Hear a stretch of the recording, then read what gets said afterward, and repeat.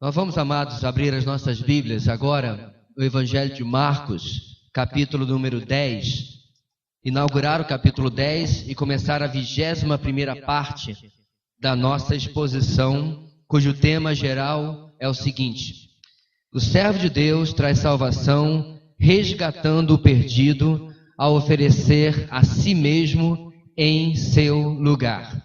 O servo de Deus traz salvação, resgatando o perdido, ao oferecer a si mesmo em seu lugar. O texto que nós vamos ler hoje, irmãos, começa no versículo 1 e vai até o versículo 12. Pode as crianças passarem por aqui mesmo, não tem problema não.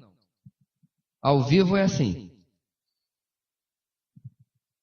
Versículo 1 até o versículo 12, quero convidar você a lermos juntos esse texto da palavra de Deus hoje.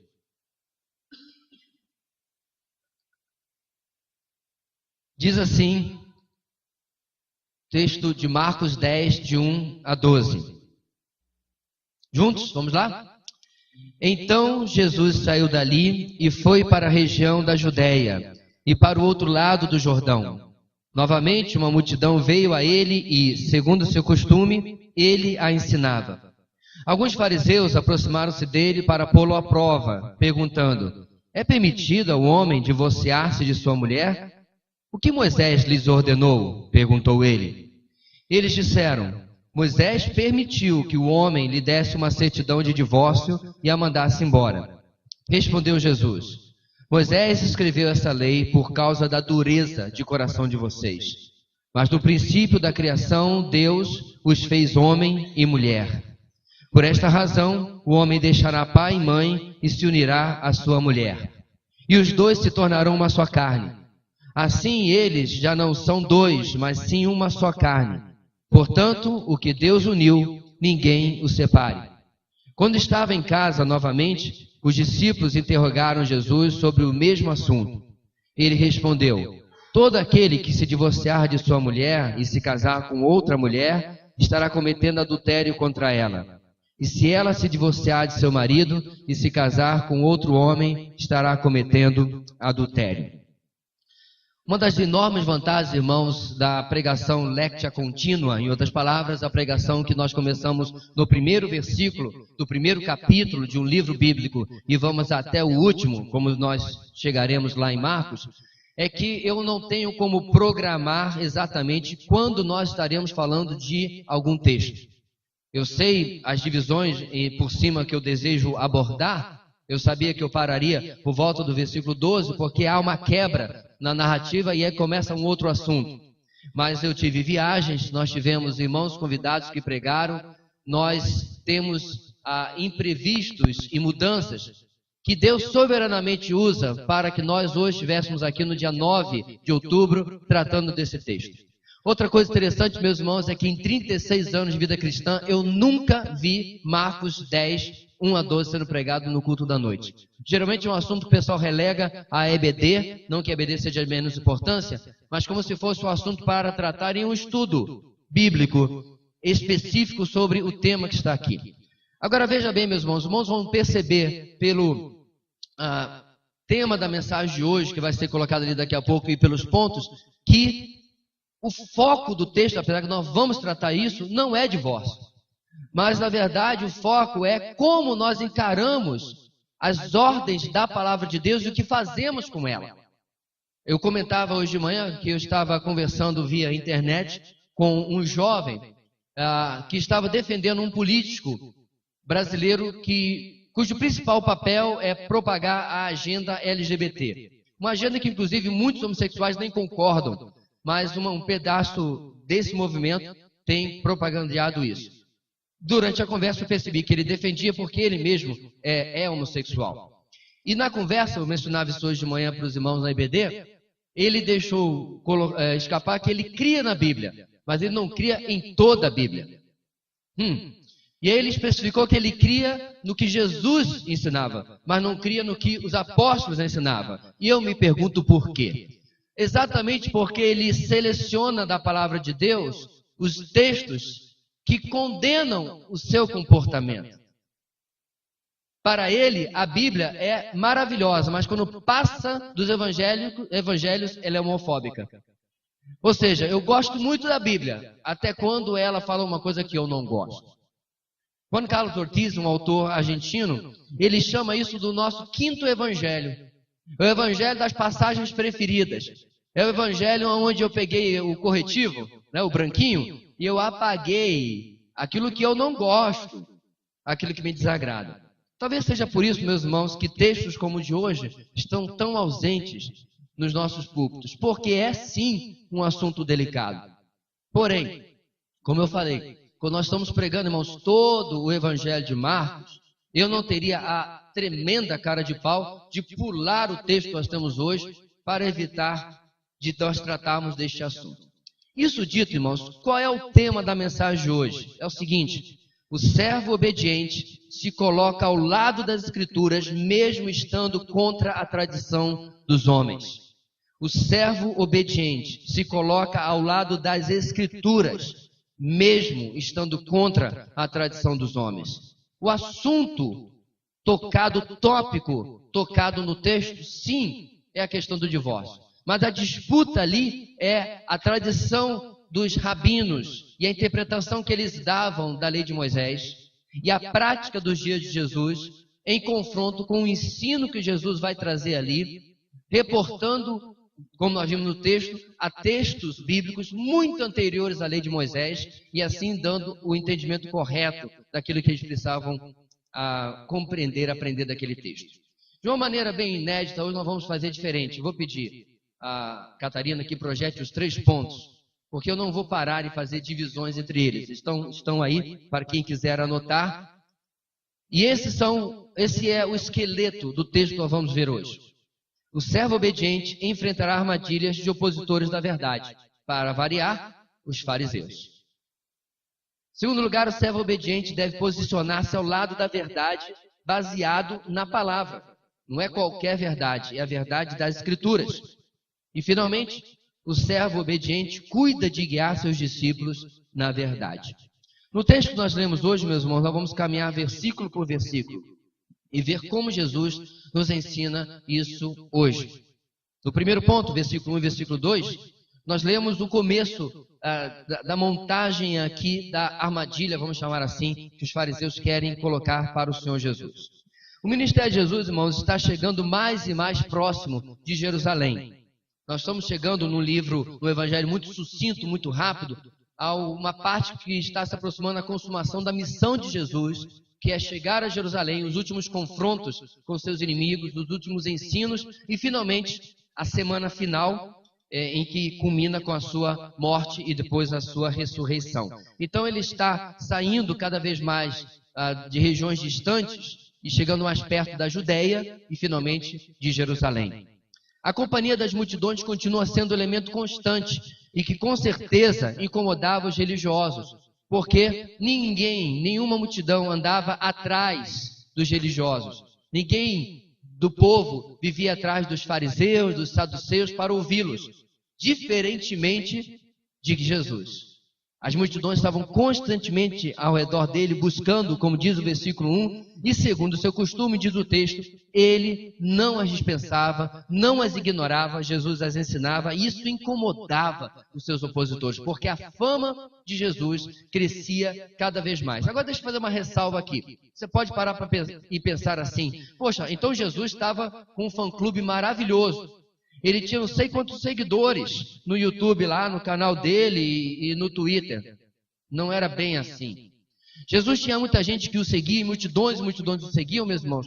Mas mesmo elas tinham dificuldade com aquilo que ele ensinava. Em João nós vamos ver, meus irmãos, que diante de um discurso muito duro de Jesus, em que ele disse, vocês me seguem porque comeram do pão e do peixe, depois daquela multiplicação. E aí mais adiante, no mesmo capítulo, ele vai dizer que vocês precisam comer da minha carne e beber do meu sangue. E eles se escandalizam. E uma grande parte daquela multidão, vai embora.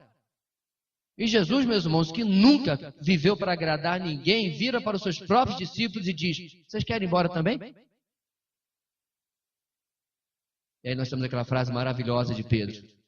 Senhor, para quem iremos nós? Tu tens as palavras de vida eterna. Então veja bem, meus irmãos, havia uma miscigenação de propósitos e intenções nessa multidão que seguia a Jesus. Então, chega a nascer no versículo 2 dos fariseus. Diz lá que alguns se aproximaram para pô-lo à prova. O propósito deles era esse, era fazer uma armadilha para Jesus, e o assunto que eles trazem é o assunto do divórcio. A pergunta é permitido ao homem divorciar-se de sua mulher? Pergunta simples. Os fariseus, portanto, jogam outra armadilha, não é a primeira, tentando pegar Jesus naquela pergunta e colocá-lo batendo de frente com a lei e fazer com que se constituísse uma acusação grave contra eles. Mas não era só isso não. Queriam também colocar Jesus em rota de colisão com Herodes. Lembra do problema de Herodes com João Batista? João Batista chegou perto lá do palácio e disse: você é um adúltero porque você tirou a mulher do seu irmão, está tendo-a como sua esposa. E nós sabemos muito bem que isso custou a liberdade de Herodes e eventualmente custou a cabeça de João Batista. Herodes mandou prender João Batista, não fez nada com ele, mas depois nós temos aquele episódio, pregamos sobre isso algumas semanas atrás, em que a sobrinha dele dança ali sedutoramente.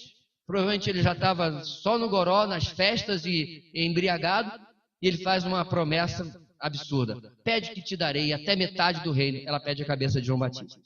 Então veja bem, meus irmãos, a armadilha aqui tem o objetivo de colocar Jesus em todas essas saias justas, em todas essas situações que podiam complicar a pessoa dele. A frase usada tem a ver com uma das questões mais difíceis a serem resolvidas naquele tempo e hoje também, a questão do divórcio.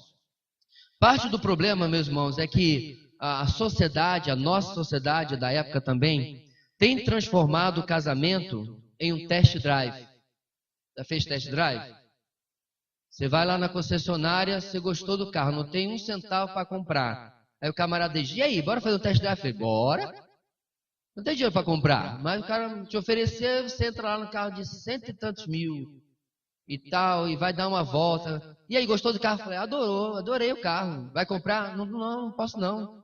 Eu vim aqui procurar o modelo popular. Então você fez o test drive, não tem compromisso nenhum, devolve o carro e a vida continua como se nada havia acontecido. Assim, muita gente, infelizmente, tem encarado o casamento hoje em dia.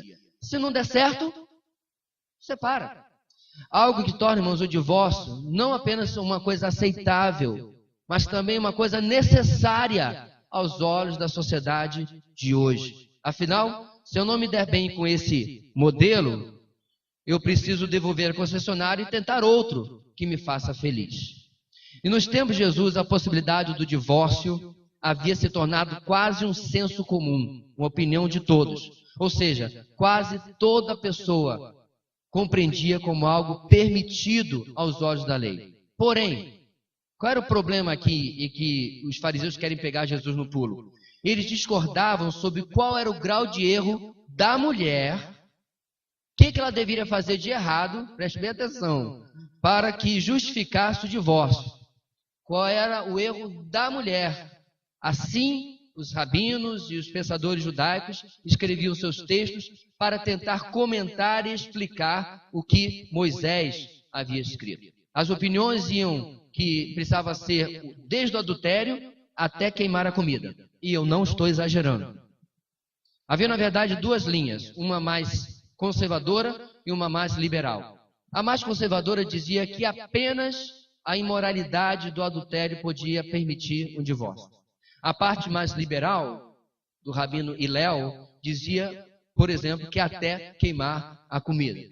Eu sei por fato que tem a meia dúzia de casamento aqui que já teria acabado, assim, há algum tempo. Se a mulher desonrasse seu marido em público, se a mulher o desobedecesse em público, e assim ia, meus irmãos, as variantes do que era necessário ser feito para que justificasse o divórcio, é que dividia a sociedade. Era aí que eles queriam pegar Jesus no pulo. Isso nos leva, irmãos, à principal parte do problema, o egocentrismo do homem. E ele se manifesta, irmãos, mesmo hoje, de várias formas. Em primeiro lugar, hedonismo. O que é hedonismo? A busca pelo prazer e a felicidade como fim último e sustentador da minha existência. Em uma frase, se algo não me faz feliz, não serve para mim. Então, o divórcio é justificado porque o hedonismo entra em cena e aquela situação de casamento já não está mais me fazendo feliz. Como a gente vê isso?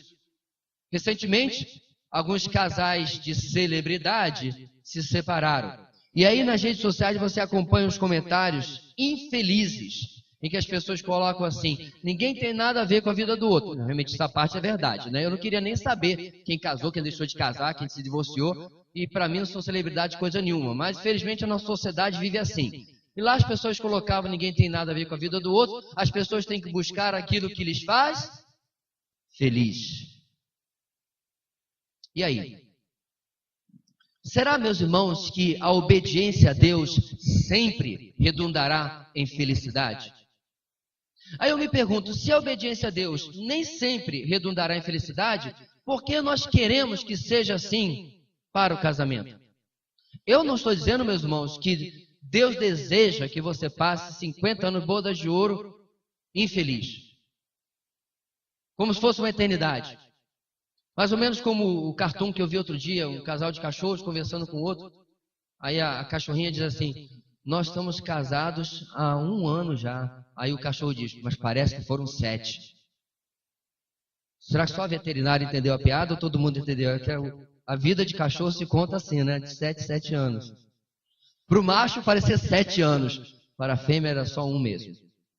Ou seja, meus irmãos, mesmo quando o casamento é um peso, o hedonismo não é uma saída que nós devemos buscar. Outro problema, utilitarismo. O que é isso? Parece incrível, mas usamos as pessoas como coisas, como utilitários. Se não me serve mais, não presta para mim. Não serve por quê? Porque não está cumprindo aquilo que eu desejo que a pessoa cumpra no nosso casamento. Ela não está sendo a pessoa que prometeu. Você mudou, com essa frase, né? Você não é a mesma pessoa de quando nós casamos. Ora, quem é a mesma pessoa depois de 5, 10 ou 15, 20 anos? Você já pensou, meus irmãos, se o garoto de 24 e a moça de chegasse aqui nos vícios hoje? Talvez ele virasse para a gente e dissesse, o que aconteceu com vocês? Porque nós não somos as mesmas pessoas. Eu não preciso falar nem de casamento. Alguns aqui estão há 13 anos conosco na comunidade Batista Videira. E nós não somos as mesmas pessoas. Há cerca de 15, 16, 17 anos aqui chegou uma moça lá do Pará, uma retirante, né, vindo para cá tentar a vida em Boa Vista. E essa senhora hoje não é a mesma pessoa, nós mudamos. Mas o que acontece? Nós idealizamos uma coisa no casamento e nós queremos que aquela pessoa se adeque como uma peça que se encaixa para nosso uso. Por isso que é o utilitarismo. Hedonismo, utilitarismo e finalmente relativismo. Onde princípios são negociáveis e dependem da minha conveniência em obedecê-los e segui-los. O que eu quero dizer com isso? Sabe por que, meus irmãos, o divórcio entrou em lei? Algo que não existia em séculos passados? Porque cada vez mais a influência do cristianismo e da ética judaico-cristã, como eu gosto de repetir isso, porque o pessoal ateu e de esquerda detesta essa frase, judaico-cristã começou a perder sua influência na sociedade ocidental, valores relativistas têm entrado cada vez mais no nosso meio. E assim, meus irmãos, aquilo que para os antigos era impensável, para nós, quem sabe, né? Aquilo que para os antigos não era nem cogitado, para nós já é algo possível. O pastor só está exagerando. Ah, é? Não vamos nem falar do assunto que está aqui. Já mencionei para os irmãos, 3 países na Europa hoje estão apreciando projetos de lei que normalizam a pedofilia. Eu não estou falando de alguém pegar uma menina no meio da rua, não. Estou dizendo de eu nunca faria isso, mas alguém que é pai de uma menina de 10 anos, permitir que ela tenha um relacionamento com um homem adulto. Se é permitido, ninguém pode interferir na vida dos outros, não é assim? Não é assim que a sagrada democracia rege? 3 países, meus irmãos, do suposto continente evoluído, que para eles, o pessoal da América do Sul, da África, nós somos atrasados, retrógrados. eles que são progressistas. E como os políticos colocaram tais leis para serem apreciadas, os parlamentares são obrigados a apreciar, porque senão, adivinha qual é a palavrinha? É intolerância. Relativismo. Valores, meus irmãos, que estão se tornando cada vez mais absurdos. E nós não sabemos aonde nós vamos parar. E assim que começou também a questão que nós estamos apreciando aqui hoje. Então o texto continua, meus irmãos, e passando do primeiro ponto, no segundo, nós entramos no versículo 3. O servo obediente deve posicionar-se ao lado da verdade baseada na palavra. E aí Jesus, diante da pergunta deles, devolve com outra pergunta. Eu adoro quando Jesus faz isso. Porque ele quebra, o pessoal achava que estava abafando, aí ele vai e faz uma pergunta que começa a revelar o que estava por trás do questionamento daqueles homens. E a pergunta é, o que Moisés lhes ordenou? Perguntou ele. Jesus faz uma pergunta, irmãos, que vai revelar algumas coisas sobre esta situação. Em primeiro lugar, seus opositores sabiam a resposta, pois eram discípulos de Moisés. Bem, sabiam pelo menos a versão oficial judaica, a qual eles irão daqui a pouco responder e oferecer a Jesus também. Ou seja, quando eles fazem a pergunta a Jesus, dá aquele ar de que eles vieram, mestre, viemos aprender com o Senhor, que é muito elevado e muito inteligente, o Senhor é o cara.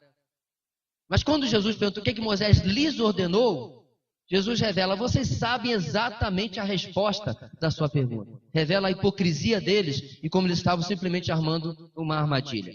Segunda coisa que essa pergunta nos revela, Jesus prepara o palco para a sua própria resposta. Há no mestre, meus irmãos, uma habilidade em controlar a narrativa, a discussão que impressiona. Toda vez que eu estou em um debate, uma conversa, estou evangelizando alguém, eu lembro do Senhor. Como ele controlava a narrativa. Eu não me refiro, irmãos, a uma questão de manipulação, não é isso. É você, com sabedoria, com amor, com jeito, bem, não sei se ele estava com muito amor aqui, especialmente com os fariseus, mas lembra, por exemplo, com a mulher samaritana. Como ele conduz a narrativa. Como ele leva a mulher samaritana a ter as conclusões que ela precisa ter, até que ela faz a última afirmação, eu sei que o Messias virá, e ele nos ensinará todas as coisas. Jesus fala aquela frase, eu sou, eu que falo contigo. E aí toda a ilusão daquela mulher despenca por terra, toda a religiosidade dela, todo o nacionalismo cai por terra, ela larga o que ela foi fazer ali, que é buscar água, e sai para a cidade para anunciar que ela havia encontrado o Messias. E Jesus controlava a narrativa, e assim ele favorecia para que a verdade, no final, prevalecesse. Terceira coisa que a pergunta de Jesus me ensina, ele retoma a posição de rabi, de mestre, aquele que fazia as perguntas para conduzir os alunos. Posição esta que o coloca em condições de discordar dos intérpretes do passado, aqueles homens que eu falei, dos quais esses fariseus estavam se apoiando. Quando Jesus gira a mesa, irmãos, e ele faz as perguntas, ele está agora de novo se colocando, olha, sou eu que conduzo o ensino aqui, não vocês. E última coisa, quarto, Jesus os confronta com a palavra ordenou. A pergunta diz, o que Moisés lhes ordenou? Eles perguntaram qual era a opinião de Jesus, como se fosse mais uma entre tantos que opinaram.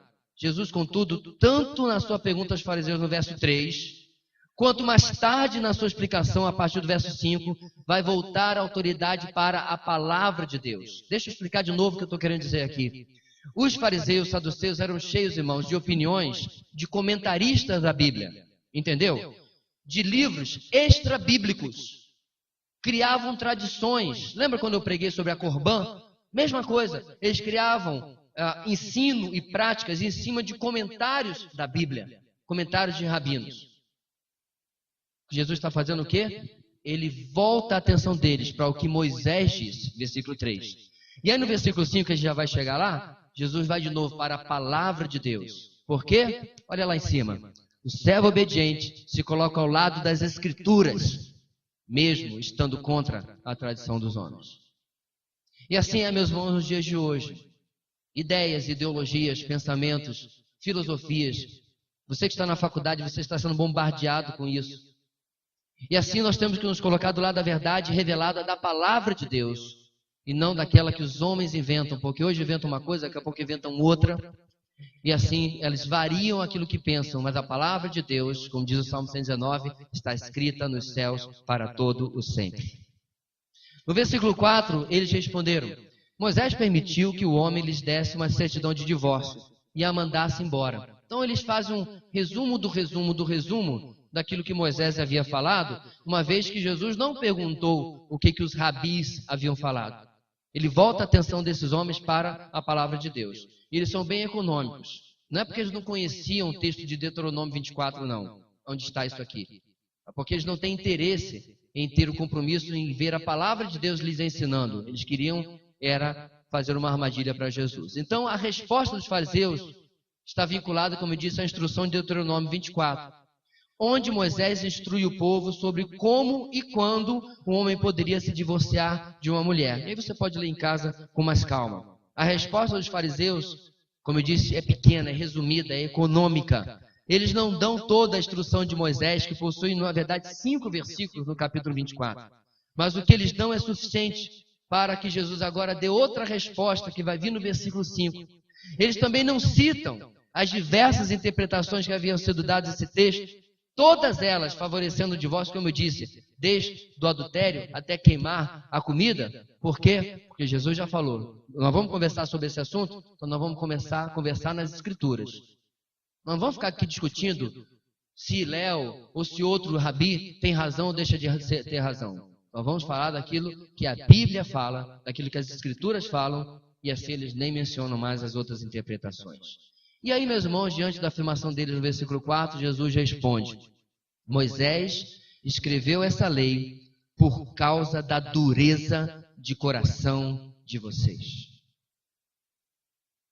Perceba, meus irmãos, que a coisa começa a ficar mais séria. Jesus está dizendo, no versículo 5, que a permissão mosaica, a permissão de Moisés em Deuteronômio 24, só aconteceu por causa da dureza do coração dos homens. A resposta de Jesus desconstrói diversas ideias dos fariseus. Quais são elas? Primeiro, quando Jesus fala Moisés escreveu, a primeira ideia que ele desconstrói é que tenha algum valor aquilo que eles receberam fora do que Moisés escreveu. Calma, eu não estou dizendo que tinha menos valor de palavra como palavra de Deus porque foi Moisés que escreveu e não outro autor. Até porque toda a Bíblia foi escrita por alguém. Quer ter sido Moisés, Samuel, Jeremias, Daniel, etc. O que eu estou dizendo aqui, irmãos, o ponto aqui é que o Messias ia explicar e posicionar o ensino de Moisés. Explicar o significado e a aplicação daquilo que ele havia dito no tempo da velha aliança. Como é que nós sabemos isso? Porque daqui a pouco Jesus vai começar a citar versículos que são anteriores a Moisés. Para poder mostrar a esses homens que aquilo que Moisés fez, ele fez como uma concessão e não como uma regra. Vamos pegar um texto que faz isso também? O texto lá em Timóteo que proíbe o pastorado ou presbiterato feminino. O texto não fala de nada a não ser da criação. O apóstolo Paulo, lá em Timóteo capítulo 2, justifica de que só o homem deve estar no presbiterato, na liderança espiritual da igreja. E aonde que ele pega a sua base bíblica? Ele vai lá em Gênesis capítulo 3, para justificar aquilo que ele está ensinando. Isso se fala, meus irmãos, deixar que a Bíblia explique a própria Bíblia. O problema dos fariseus, saduceus, escribas, é que em lugar de estudar as Escrituras, estudar toda ela, eles tomavam os comentários, como eu já disse, os ensinos dos rabi, como se fosse aquilo que eles deviam seguir. E assim eles ignoravam o verdadeiro ensino das Escrituras. Segunda coisa, meus irmãos, que a observação do versículo 5 me ensina. A situação desta lei, a necessidade que a fez existir, está estampada pelo mestre na frase, por causa da dureza do coração de vocês. Por quê? Havia um sentimento de pureza, de santidade, por parte de todo judeu, quando ele enxergava a lei. A lei para eles era o ápice da santidade, era uma lei santa. Era uma lei que traduzia um povo santo. Mas o que Deuteronômio 24 está nos ensinando, de onde veio esse texto, é que, na verdade, o Senhor Deus não permitiu naquela época o divórcio por causa de santidade, mas sim por causa de pecado. Você consegue perceber a diferença? Muito da lei do Antigo Testamento era assim, para exaltar um povo que deveria revelar um Deus santo, com absoluta certeza. Mas nesse pormenor, Jesus está estampando essa lei especificamente ligada ao pecado de um coração endurecido, não perdoador, desprovido da graça para com o ofensor. Graça essa que queremos às vezes para nós, mas negamos aos outros. E reparem, meus irmãos, que no texto de Mateus, em que o mesmo assunto é tratado, logo na sequência, você pode ir lá depois conferir em Mateus 19, logo na sequência, o Senhor Jesus vai falar sobre perdão ao próximo. Ele fala sobre adultério, sobre traição, e logo depois ele vai falar sobre perdão. Ele vai falar sobre o instrumento que Deus providenciou para curar qualquer relacionamento. Ou seja, meus irmãos, Deus colocou aquilo para lembrar aos judeus da pecaminosidade, da dureza do coração deles. Agora, Jesus vai pegar, e como eu disse, e vai nos levar para o texto de Gênesis. Por que isso é importante, igreja? Se você não compreender isso, você vai se apegar ao texto de Marcos e só vai enxergar que na lei mosaica, em Deuteronômio capítulo 24, realmente existe uma permissão para divórcio. Agora repare, olhe na sua Bíblia, qual é a primeira palavra do versículo 6? Achou? 6. Mais. Não precisa ser professora de português. Não precisa ser muito inteligente em interpretação de texto. Jesus está fazendo agora um contraste. Em Deuteronômio 24, Moisés permitiu isso por causa da dureza do coração de vocês. Agora preste atenção. Mas, diz o versículo 6, no princípio da criação, Deus os fez homem e mulher. E agora no 7, no 8 e no 9, ele vai desconstruir o falso ensino dos rabis. O ensino que facilitava, naquela época, os casamentos se desfazerem para substituir pelo ensino bíblico que deveria ser desde a fundação do mundo. Vamos acompanhar? O verso 6, Jesus está citando Gênesis 1, versículo 27. E traz a reviravolta tão comum no ensino de Jesus. Qual é a reviravolta? Ele pega um conceito do Antigo Testamento, muitas vezes mal compreendido, e explica o seu sentido real. É isso que Jesus faz, por exemplo, irmãos, no Sermão do Monte. Lembra? Vocês ouviram o que foi dito aos antigos, mas eu, porém, lhes digo. Vez após vez ele vai fazer isso. Lembra? Você ouviu o que foi dito no Antigo Testamento? Eu, porém, lhes digo. Vamos ter um exemplo aqui? O Antigo Testamento diz que você deve odiar o seu inimigo, que você não precisa fazer nada em favor a ele. Eu, porém, lhes digo, que ele bater numa face, dá a outra. Que ele fizer andar uma milha, ande duas. Quem lhe pedir a túnica, dê também a capa. Ou ao contrário. Perceba, meus irmãos, Jesus revoluciona o ensino do Antigo Testamento. Quer outra? Lembra que foi dito aos antigos que se alguém olhar para... se alguém adulterar... Não é isso? Eu, porém, lhes digo, se você sequer olhar para uma mulher com intenção impura no seu coração, você já adulterou com ela. Não foi isso que Jesus fez? Ele fez uma releitura do Antigo Testamento, debaixo agora da nova aliança. E é isso que ele está fazendo com esses homens aqui. Mostrando a eles que eles estavam se apoiando em um ensino que estava prestes a caducar. A velha aliança estava com os dias literalmente contados. Porque o sangue da nova aliança iria ser derramado.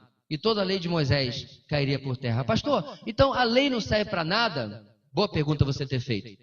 Há uma diferença, meus irmãos, dentro da lei mosaica entre lei moral, cerimonial e civil. Ou seja, a lei moral, obviamente, ela não passa. Mentira continua sendo pecado e já era pecado antes da lei. Não precisou dos 10 mandamentos para nos ensinar isso. A lei cerimonial toda se cumpriu em Cristo. Não há necessidade mais de sacrifícios, de tabernáculo, não existem templos, isso aqui não é um templo, isso é um prédio comercial que nós alugamos já há quase 4 anos. O templo do Senhor está sentado aqui nas cadeiras à minha frente. A lei cerimonial caiu por terra também. E finalmente existia a lei civil, aquilo que determinava as relações entre os cidadãos da nação de Israel, da qual eu e você não fazemos parte. E quantas vezes, irmãos, nós pegamos aquilo que era lá deles e queremos aplicar a hoje? Como a igreja tem feito isso hoje em dia? Igreja que tem menorá, que tem arca da aliança, que toca chifre de carneiro achando que é chofar, que fica ungindo tudo, que usa roupa judaica, bandeira de Israel. Nós somos o povo da nova aliança, nós somos aqueles que foram enxertados. Não temos absolutamente nada a ver a não ser uma grande herança espiritual, mas não repetimos as coisas que eles repetem. Muito menos o ensino de Deuteronômio 24. E aí o texto continua, Jesus está explicando a eles esse texto. Eles compreendiam que a lei dada por Moisés era um passe livre para se livrar de um casamento indesejado, muito semelhante a muita gente hoje em dia. Conta-se que alguns se divorciavam, como eu disse, até por questões culinárias, queimou a comida. O ensino de Jesus conserta o mau entendimento do texto, levando-nos ao livro de Gênesis 1:27. Obviamente, irmãos, muito antes da lei de Moisés, séculos e séculos antes da lei de Moisés. Ele irá destacar, meus irmãos, agora, presta atenção, uma série de princípios importantes, a começar, como eu disse, no versículo 6. E aí eu queria pedir o próximo slide, que a gente vai olhar um princípio a outro a respeito do divórcio.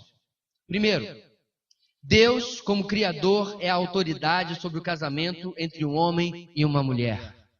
Deus, como nosso Criador, é a autoridade sobre o casamento, e eu quero destacar, entre um homem e entre uma mulher. Não existe casamento entre um homem e outro homem, entre uma mulher e outra mulher, entre um homem e um animal. Eu não estou exagerando.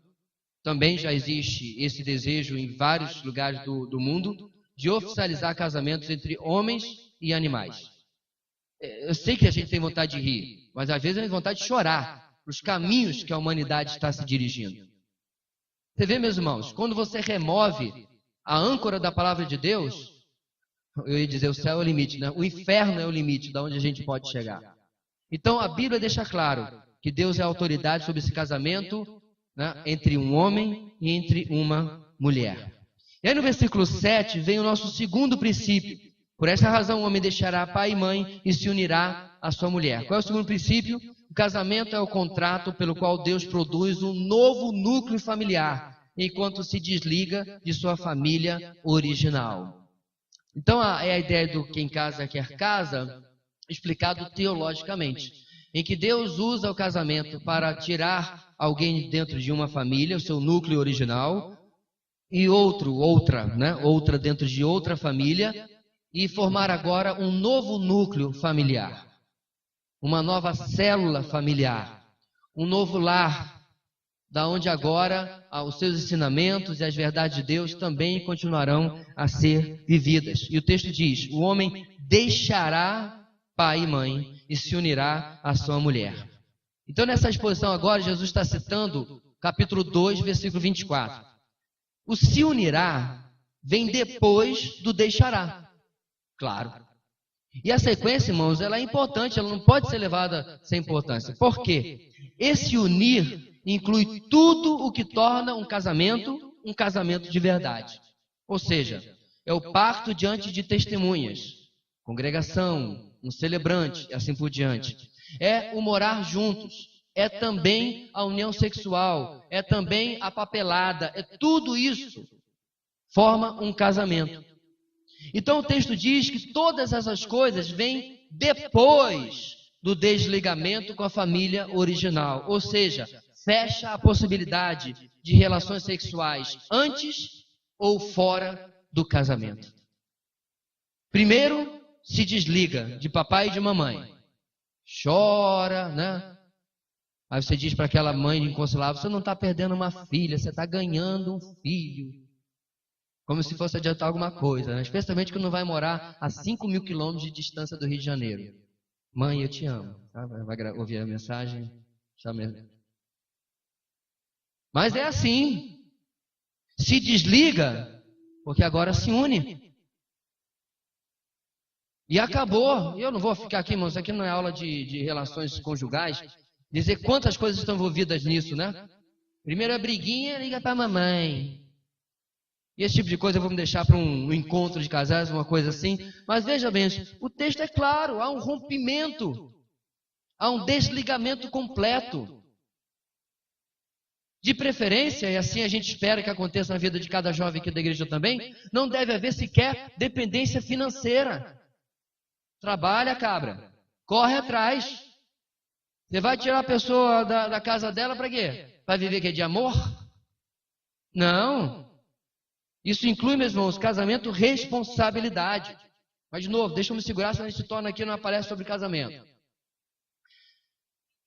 Versículo 8 nos traz, meus irmãos, o terceiro princípio. E os dois se tornarão uma só carne. Assim já não são dois, mas sim uma só carne. Terceiro princípio.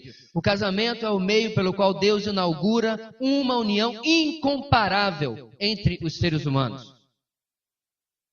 Pai e filha. Mãe e filho. Irmão e irmã. Irmão e irmão, colega e colega, amigo e amigo, tio, primo, não importa.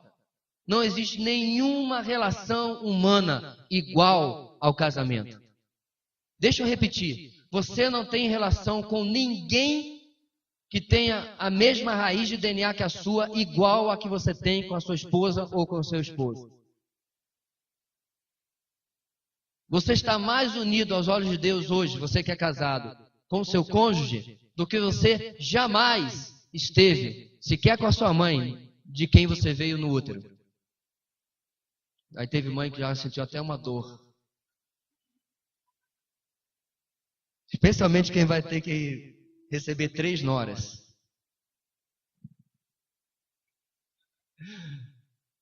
Mas é um fato, irmãos. De novo, deixa eu dar uma canjinha aqui de aconselhamento matrimonial. Triste do casal que não se prepara para a época do ninho vazio. Claro, vão haver casos raros, e não é nenhuma vergonha nisso, em que alguém não casará. Verdade, não tem problema nenhum. Talvez vai manter-se ao lado dos seus pais durante a velhice. Ótimo, maravilhoso, exemplo de filho. Mas via de regra, irmãos, a maioria das pessoas sim casam. E os seus filhos um dia, o último vai sair pela porta e você vai... Acabou. E o pior quando a pessoa olha para o lado e aquele que é o relacionamento mais importante da sua vida é um completo estranho. Passados 20, 30 anos não tem mais nada em comum. Um dia gostaram das mesmas coisas, mas hoje... Portanto, cultive hoje gostar das mesmas coisas. Irmãos, vocês acham que eu gosto de Andrea Bocelli? Você acha que eu gosto de ficar ouvindo aquele cegueta cantar? Sou muito mais... Mas ouço. Bora ouvir aqui. Música nova, amor. Bora ouvir.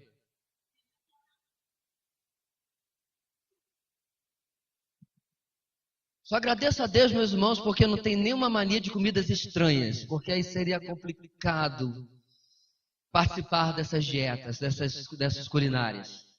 Mas o fato é, meus irmãos, que este relacionamento vai ter comprometimento, no sentido que você vai abrir mão de coisas, e o outro lado também. É você, meu irmão, viver a vida comum. Uma palavra de Deus vai nos ensinar no Novo Testamento em Pedro. Vida comum do lar. E assim, meus irmãos, o texto continua, Jesus continua a sua exposição no versículo 9, e nos traz o quarto princípio. Portanto, o que Deus uniu, ninguém os separe. O casamento é o meio pelo qual Deus inaugura uma união inseparável. A justa posição, irmãos, desses dois verbos no verso 9, unir e separar, é o final argumento de Jesus, um final forte e enfático. Jesus está apontando como eles estão presos a leis e aos detalhamentos dessas leis que foram criadas pelos homens, mas perdem de vista o que deveria estar claro para eles desde sempre, pois a instrução de Gênesis vem antes da instrução de Moisés. Então, quando Jesus, meus irmãos, declara o versículo 9, ele está, como assim dizer, colocando a pá de cal na ilusão dos fariseus, porque estavam seguindo as tradições dos homens. Irmãos, quantos hoje na nossa sociedade, dentro e fora da igreja, estão seguindo também tradições de homens e não as nossas tradições bíblicas? E aí chegamos aos últimos versículos, que é o terceiro ponto no slide anterior. O servo obediente cuida de guiar seus discípulos na verdade. Mantenha aí, calma aí, volta, calma. Tá com gatilho ali, calma.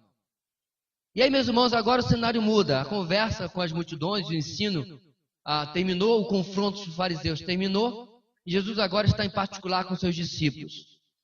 E ele aproveita a pergunta dos discípulos, que eles mesmos fazem, para instruí-los ainda mais na questão de casamento e divórcio. Os discípulos eram fruto da sua época, estavam influenciados também pelos ensinos, pelas ideologias, tinham dificuldades com o ensino de Jesus, um ensino tão restrito em comparação com o ensino tão amplo e aberto dos líderes religiosos daquele tempo, especialmente em um assunto como esse. E, irmãos, não é diferente hoje. Toda vez que eu me envolvo num assunto sobre divórcio e recasamento, dá vontade, sinceramente, de sentar ou deitar numa rede, porque a coisa vai longe. E você mostra por A mais B as coisas, porém há uma ideologia, há um pensamento vigente hoje que combate aquilo que está tão claro nas Escrituras. E o confronto, a conversa de Jesus, do versículo 10 até o 12, nos traz a nosso quinto ponto, quinta lição sobre casamento hoje. A relação física com uma pessoa casada sempre se constitui adultério. Por que eu quero destacar isso aqui, meus irmãos? Lembra do hedonismo que eu falei? Quantas vezes, irmãos, nós já nos pegamos em filme e novela torcendo pelo divórcio e adultério dos personagens? Ah, pastor, eu não. Ah, é? Anos e anos atrás, quando eu ainda perdia tempo assistindo um capítulo ou outro, tinha uma novela que tinha uma vilã. A bichinha era ruim. Todo mundo queria ver a bichinha morta pelo Brasil inteiro. E aí ela tinha um marido que sofria na mão dela. E aí tinha na mesma novela uma mocinha doce, suave, linda, boa, bondosa, tudo. E o Brasil inteiro estava torcendo o quê? Para a megera se dar mal, aquele camarada dar um pé nela e ficar com a boazinha aqui. E eu peguei um monte de crente no pulo. Você está torcendo para fulano ou para Beltrana? Ah, para Beltrana, né, pastor? Ela é tão boazinha, mas ela não é esposa dele.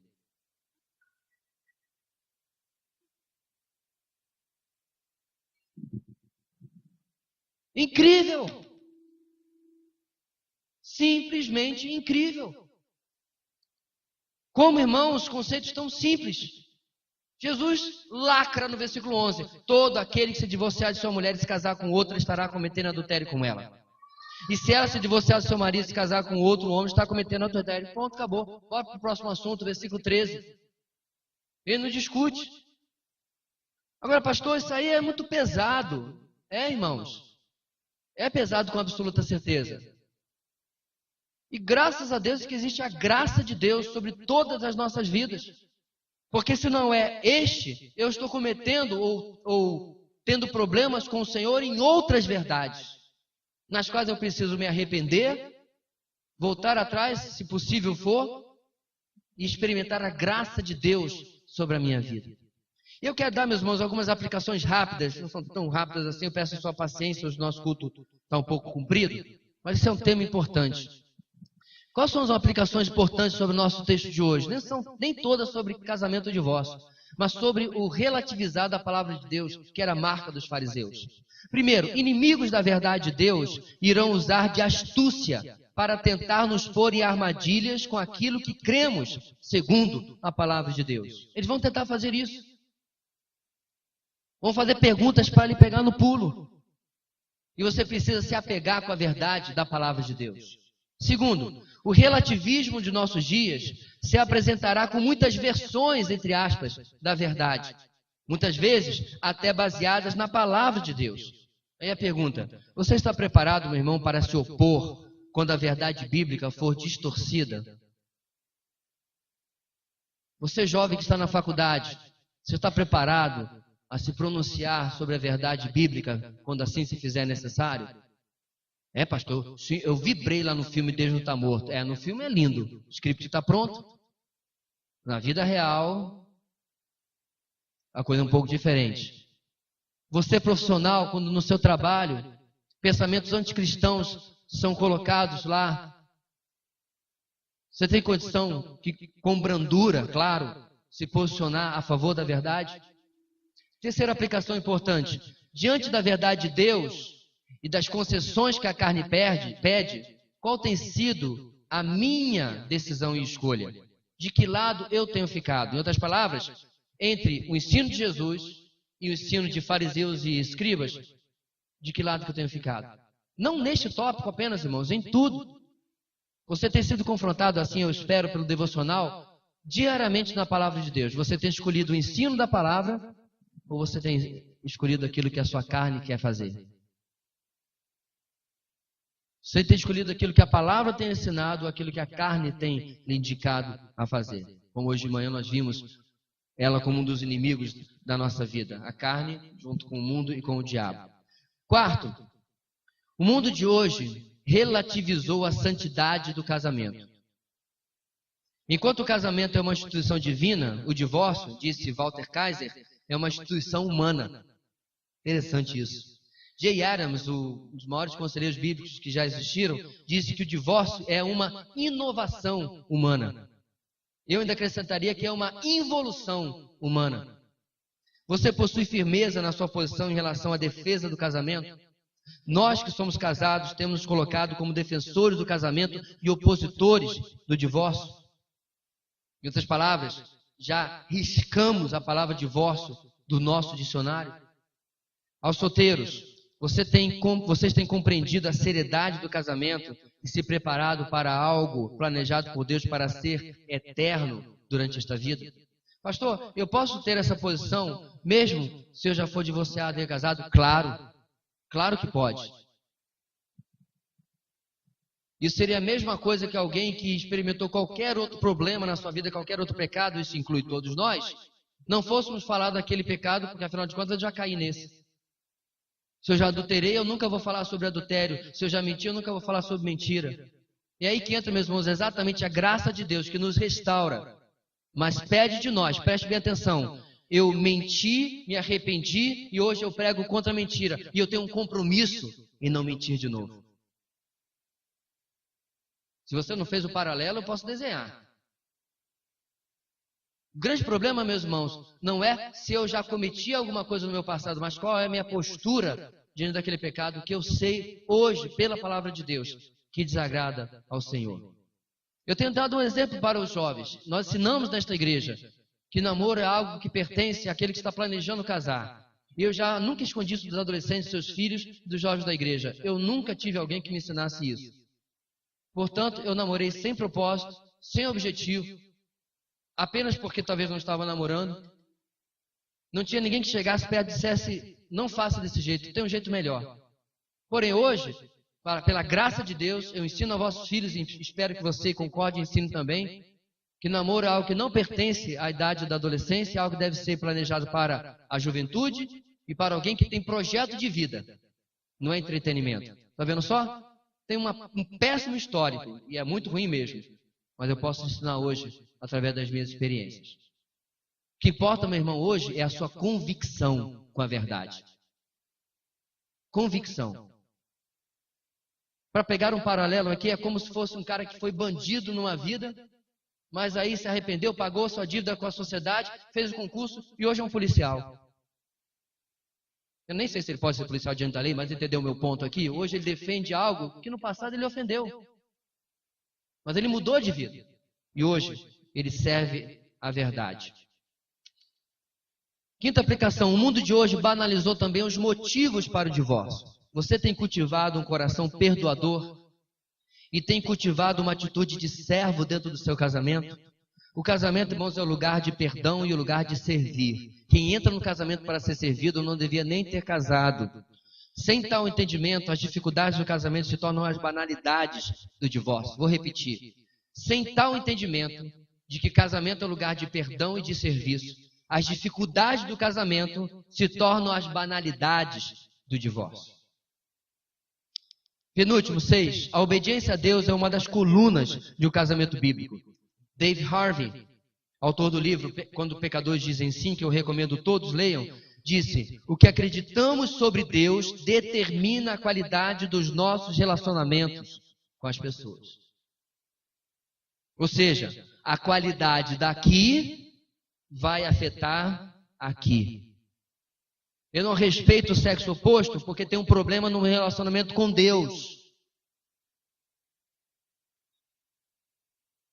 Eu não respeito o meu próximo de forma geral porque tem um problema no meu relacionamento com Deus. E é aí que eu preciso focar a minha mudança. Os religiosos judaicos negligenciavam sua vida espiritual, eram meros religiosos. Isso influenciava seus relacionamentos. Pergunta: como está o seu investimento na sua intimidade, no seu relacionamento com Deus? E para findar a mensagem de hoje, no seu cuidado com o ensino da palavra, você assume o compromisso de ensinar não apenas a verdade, mas também toda a verdade. De onde nós estamos tirando isso? Dos últimos versículos do nosso texto. Em particular com os discípulos, Jesus tomou cuidado não apenas de reafirmar o que ele havia dito, mas completar o ensino e deixar tudo bem claro. Pastor, mas isso aí que você está falando é coisa para pastor. Não, não é não. Hoje de manhã, irmãos, nós estamos falando há 3 domingos sobre discipulado. Na verdade, 4, 5 domingos com os outros estudos que os irmãos trouxeram.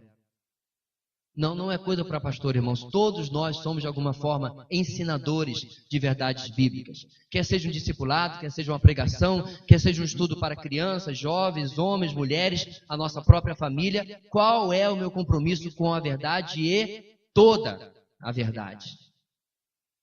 Que bênção seria, meus irmãos, se esse ideal bíblico colocado por Jesus fosse para nós também.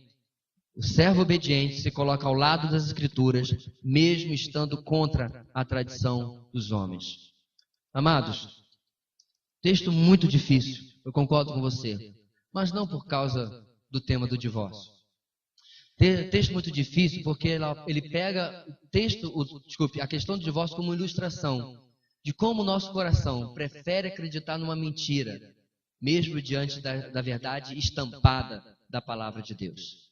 Que nós sejamos, irmãos, confrontados pelo Espírito Santo a cada dia, a escolhermos a verdade de Deus e nunca as tradições dos homens, mesmo que esses homens sejamos nós mesmos. Deus querido, ajuda-nos, ó Pai, para que nós possamos olhar para a Tua palavra sempre em submissão. Diante das Escrituras, todos devem ceder, como diria o reformador. Nos ajuda, Deus, a não ficarmos repetindo apenas sola Escritura como se fosse um mantra, mas sendo uma inverdade nas nossas vidas. Me ajuda, Deus, ajuda os meus irmãos. Quando naquele momento de intimidade com o Senhor, diante da Tua palavra, em oração, possamos nos desligar de tudo e focar, ó Deus, apenas naquilo que o Senhor tem a nos ensinar. Nós agradecemos pela instrução mais uma vez que o Senhor Jesus nos traz através da Tua palavra. Oramos em nome de Jesus. Amém e amém.